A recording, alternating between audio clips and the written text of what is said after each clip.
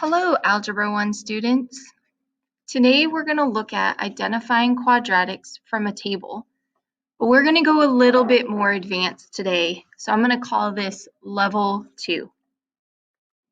In the last lesson, you looked at tables like these two tables, and were able to show that these are quadratic from the pattern in the table. So if you notice in the first one, it went down to 0, 0, and then came back up in a perfectly symmetrical way. So the numbers that it went down, it came up and did those exact same numbers again.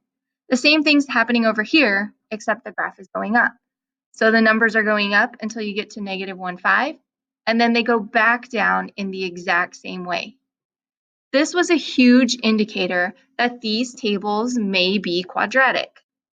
Now I say maybe because let's look at these two tables. If you were to make a prediction, which table would you say is quadratic and which one would you say is not quadratic? I'm guessing most of you picked this one over here to be quadratic because you saw the symmetry. Unfortunately, that would be incorrect. The first table is actually not quadratic, but the second table is quadratic. Now, I'm sure a lot of you are thinking, what? That makes no sense. How is that true? I think the best way to show you is with the graphs. So this first table that we thought was quadratic because of the symmetry actually has a graph that looks like this. While we won't get into super detailed reasons, one of the things I want to point out is that this graph is similar to a quadratic in that it's symmetrical. But the difference is that this graph makes a pointed V shape and not the U-shaped parabola of a quadratic. Therefore, even though it's symmetrical, this one is not quadratic. Well, let's look at the second one then. This one was quadratic, but we could not see any of that symmetry there on the Y column. Why is that? If you notice, the vertex is right here at about around 4. All of the points in the table are to the left of the vertex. So in this table, you were only being told points on the left-hand side of the parabola, and that is why you didn't see the symmetry of the whole parabola. So what do we do now? If we can't just look for symmetry, how do we tell if something's quadratic? So today we are going to look at a more concrete way to prove whether something is quadratic or not quadratic. And the way we do that is we use something called a second difference.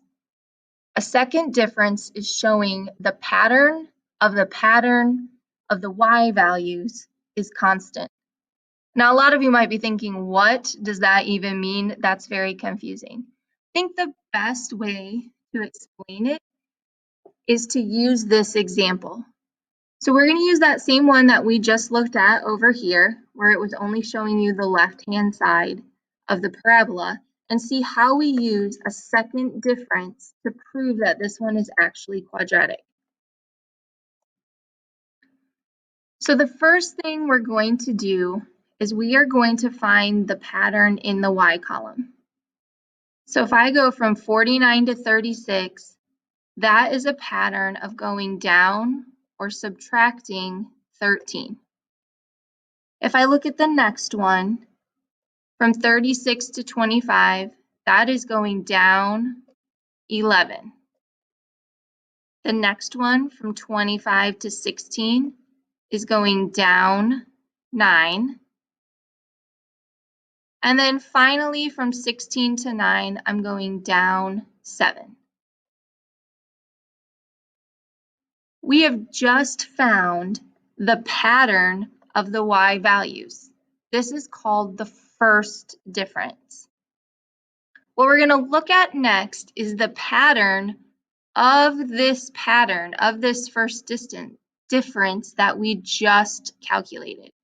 So if I look at those, if I go from -13 to -11, I'm actually increasing by 2.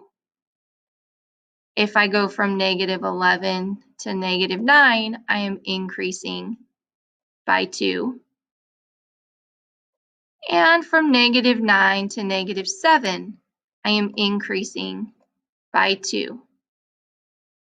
This is called the second difference. And you could keep going and find a third difference and a fourth difference and a fifth difference, but we don't need to when we're trying to prove quadratics. We need to look at the second difference.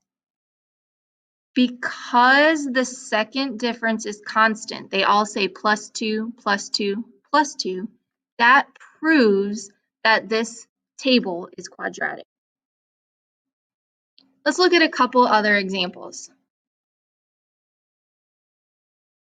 In this one, let's find the first difference. To go from 27 to 18 is -9. From 18 to 11 is -7. 11 to 6 is -5. And from 6 to 3 is -3. That is the first difference, my first pattern. I'm going to now look at the pattern of that pattern and see what happens. To go from -9 to -7 is going up 2. From -7 to -5 is a +2. And from -5 to -3 is also going up 2. Because my second difference is constant, this table is quadratic. All right, let's do one last example. This one is going down 1. From 8 to 7 is down 1. From 7 to 8 is up 1. And from 8 to 9 is also up 1. There's my first difference, but we want to check the second difference. So to go from -1 to -1 is 0. From -1 to +1 is actually going up 2. And from +1 to +1 is a change of 0. This second difference is not constant. They're different, a 0, a 2, and then a 0. Because the second difference is not constant, this one is not quadratic. So let's take a quick recap of what we've learned today. We looked at how finding patterns in a table is a great way to start. It helps you to see if there's symmetry. It helps you to get a feel for how the graph is doing. But it's not where you can end. We looked at the definition of a second difference and then used the second difference to prove whether a table was quadratic or not.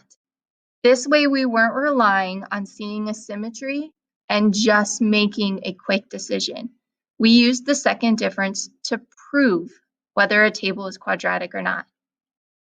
Feel free to review this video again to get a firmer grip on what it means to be a second difference, and then use the practice to determine whether the tables in the practice are quadratic or not. Make sure that you are proving that they are quadratic or not using the second difference. Have a great day. So we'll be finding the second difference for today's practice. The reason why we're finding the second difference is because we are trying to see whether the tables or graphs are quadratics, and quadratics are second degree polynomials. So you should find the gaps in between each one. And if I look at this one, it goes 3. The difference between 1 and 4 is 3. The difference between 4 and 13 is 9. And the difference between 13 and 28 is 15. So there's the first difference. Find the second difference. Should have gotten 0, 6, and 6. Since these don't match, this is not a quadratic function. So let's look at number 2. Should have found the gap between 5 and 7 and so on. The gap is 2, 4. It increases by 6 and then increases again by 8. First difference, so let's find the second. All of these differences are 2. So since they match, this is a quadratic function. Go ahead and try to do the rest of the problems on this practice without watching the video, and then come back to the video to be able to check all of your practice.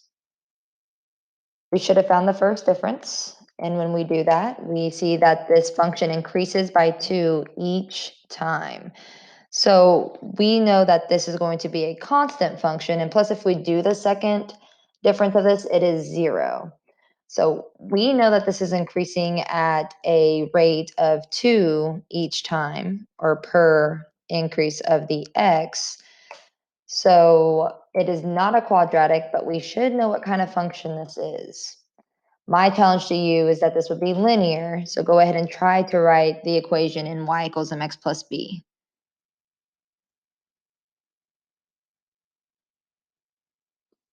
The rate of change should have been very easy for you guys to spot, because that is our change in y over change in x, which would be 2 over 1.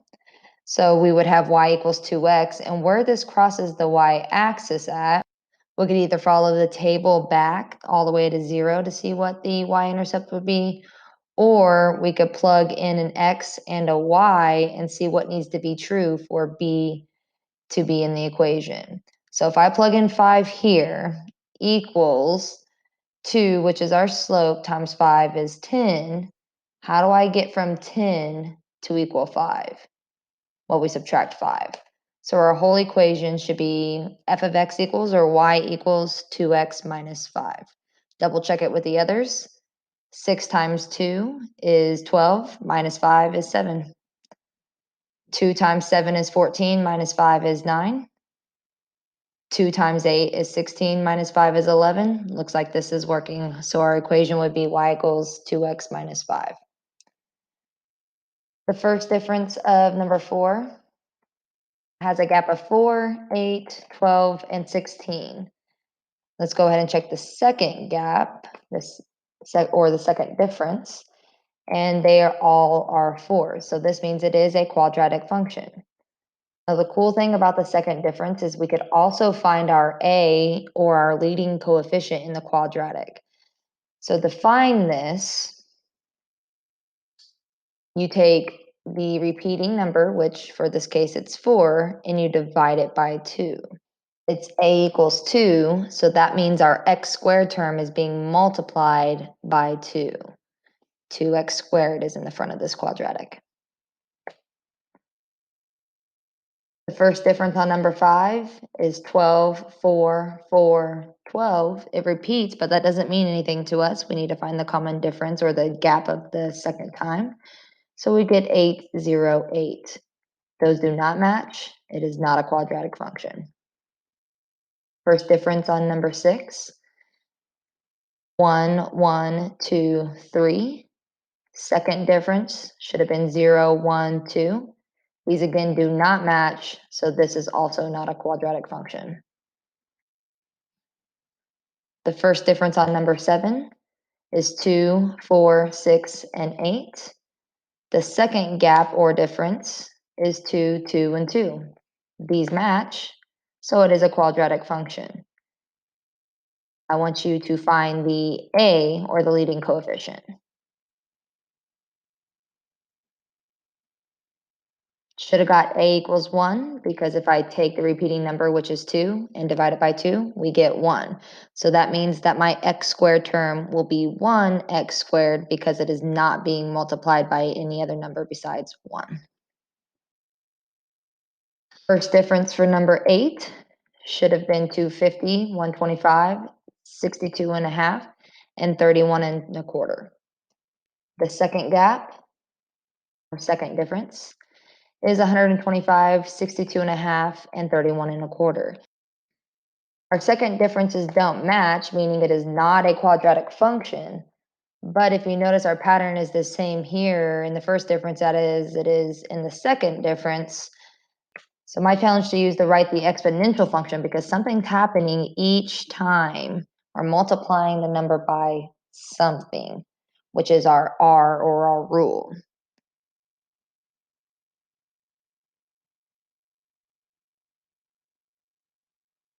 Okay, so we need to find our R or our rule. Our rule is that we are dividing by 2 or multiplying by a half. So we would put 1/2 in parentheses and raise it to the x. And then a is our initial value, which is what x is when it's 0, or what our y value is when x equals 0. So if we go back 1, and if we're going backwards, we're doubling, because 250 times 2 is 500, plus the opposite of dividing by 2 is multiplying by 2. So let's go backwards one more time. 500 times 2 is 1,000. So our equation should have been f of x equals 1,000 times 1/2, which is our dk, to the x. So our equation should be f of x equals 1,000 times our dk factor of 1/2 to the x. We know this is the k because it's starting with a large number and exponentially decaying. Go ahead and work on A through D and make tables for each one of them. After you make their tables, find their second difference to be able to tell if it is a quadratic function or not. So like I said, for A, you should have made a table. The coordinates are already given to you, so this makes this activity a little easier for you guys. Sometimes you'll have to find the coordinates, just find where they cross evenly. So then you should have found the first difference. The first difference on this example is 11, 9, and 7. The second difference is 2 and 2. These match, so this is a quadratic function. So my challenge is for you to go ahead and find the A. You should be getting used to this, that if the second difference is 2, then our A is going to be 1. The table for B looks like this. The first difference should have been 32, 16, and 8. The second difference is 16 and 8. They do not match, so this is not a function, but the patterns repeat, giving it away that this is an exponential function. So we would want to find our rule or our multiplier for our R. If I look at my numbers from 32 to 16, how do I get there? And from 16 to 8, well, they're being divided by 2 or multiplied by a half. My starting point this time, if I look at -2, I could go to -1 and then go to 0, and that's where I want to be. So that means I need to divide 8 2 more times. So 8 divided by 2 is 4, and then 4 divided by 2 is 2. So our equation should have been y equals 2 times 1/2 to the x, because it has a dk factor of a half. C's table should have found the first differences. They were 13 and a half, 10 and a half, and 7 and a half. The second difference would then be 3 and 3. It checks, so this is a quadratic function. Go ahead and find your A. Should have gotten 3/2 for our A because it's 3 divided by 2. Last one, the table should have looked like this. The first difference is 12. They're all the same, so this is a first degree function, which would be a linear function. If we check our second difference, we can at 0. This is not a quadratic, it's a linear function because of the first difference. So go ahead and try to write the function for y equals mx plus b, either by looking at the graph or by looking at the table to help you out. We should have known that our constant rate of change is 12, and it's increasing by 12. Then to find our y-intercept, it's where x equals 0, and that point was given to us on the table and or graph, so we should have gotten y equals 12x plus 3. So now you should be good to go on the extra practice that is given to you to go out and try. Have an awesome day.